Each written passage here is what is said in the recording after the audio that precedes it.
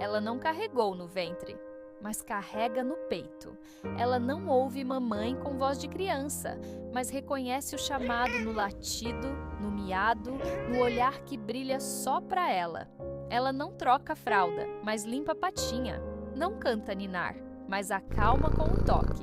Ela conhece o horário do remédio, do petisco, da caminhada. Ela sente quando algo não vai bem, mesmo sem nenhuma palavra dita.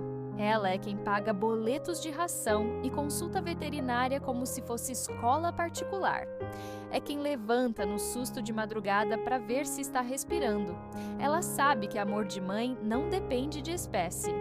Nesse domingo, não esqueça de abraçar ou lembrar aquela que foi escolhida por patas, asas ou focinhos, porque ser mãe bichológica é ser mãe do jeito mais puro que existe. Feliz Dia das Mães a todas que amam além do umbigo.